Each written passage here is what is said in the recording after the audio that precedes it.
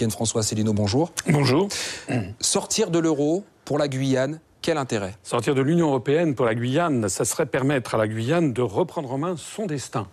J'ai dit tout à l'heure, dans le passage que vous avez passé, il faut que les Guyanais comprennent quelque chose.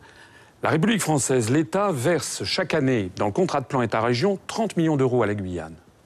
Et au même moment, par l'intermédiaire de l'Union européenne, la France verse 9 milliards d'euros de plus qu'elle ne reçoit à l'Union européenne, donc aux pays de l'Est. Ça veut dire clairement que lorsque M. Macron vient ici en Guyane et il dit « je ne peux pas jouer les Pères Noël », en fait, il joue les Pères Noël avec la Pologne, avec l'Estonie, la Slovaquie, la Lettonie.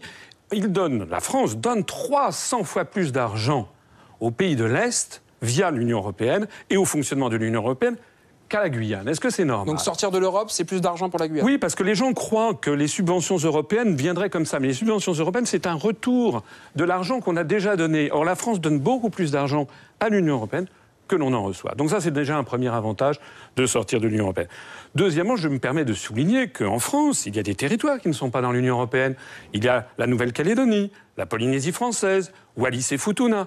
Il y a l'île de Saint-Barthélemy, qui faisait partie du département de la Guadeloupe et qui est sortie, il y a quelques années, qui est devenue une collectivité d'outre-mer, qui est sortie de l'Union européenne. J'étais allé à Saint-Barthélemy, j'avais vu le président de la collectivité qui m'avait dit à quel point ils étaient contents de pouvoir désormais gérer eux-mêmes leur propre destin. Je vais prendre un autre exemple, celui de l'octroi de mer. L'octroi de mer, il était fait pour protéger les productions locales. À cause de Bruxelles, désormais, on est obligé d'avoir des taxes qui imposent les productions locales au même niveau que l'octroi de mer. Ça n'est pas raisonnable. Il faut donc que les Guyanais puissent gérer eux-mêmes, avec peut-être une autonomie accrue, leur propre destin. Alors, est-ce que vous pouvez comprendre que le concept même de l'Union européenne peut paraître flou vis-à-vis d'une population qui ne se sent, en tout cas pas tous évidemment, mais beaucoup, qui n'a pas la sensation de faire partie de la France? Un pays qui réclame plus de France, plus d'État, plus de présence, justement. Est-ce que vous pouvez comprendre que c'est difficile pour eux d'entendre qu'il faille sortir de l'UE alors qu'ils n'ont même pas l'impression d'être dans la France? Écoutez, je vais vous dire quelque chose. Les Français en ont marre du baratin. Nous sommes un mouvement en pleine croissance, l'UPR. D'ailleurs, j'observe que lors de cette élection, des partis comme les Républicains n'ont pas de candidat, le MoDem n'a pas de candidat, l'UDI n'a pas de candidat, le ELV n'a pas de candidat. Nous avons dépassé les 30 300 adhérents en France, dont d'ailleurs une centaine en Guyane, et nous sommes en pleine croissance. Alors, pourquoi est-ce que nous nous développons? Parce que nous disons la vérité aux Français. Et la vérité, parfois, est un petit peu compliquée. Il y a des gens qui se disent « mais pourquoi ils nous parlent de l'Europe ?» Parce que nous faisons de la pédagogie, parce que nous expliquons que toutes nos lois et règlements, à hauteur de 80 ou 90%, nous viennent de l'Union européenne. C'est la raison pour laquelle moi je m'adresse à tous ceux qui ont participé au mouvement, n'est-ce pas, de l'année dernière. Avant de vous attaquer à l'État, comprenez bien ce que je vous dis. Le problème, c'est que les directives viennent de Bruxelles. Le démantèlement du droit du travail, ça vient de Bruxelles. C'est les grandes orientations des politiques économiques. Le fait qu'il y a un sous-investissement de l'État considérable, ça n'est pas normal. Ça vient du fait que nous consacrons toutes les ressources budgétaires de la République à cette chimère qu'est l'Union européenne. Je voudrais dire encore autre chose. C'est que les Britanniques ne sont pas des imbéciles. Et à travers l'Europe, actuellement, dans tous les pays... Vous parlez du Brexit. Je parle du Brexit.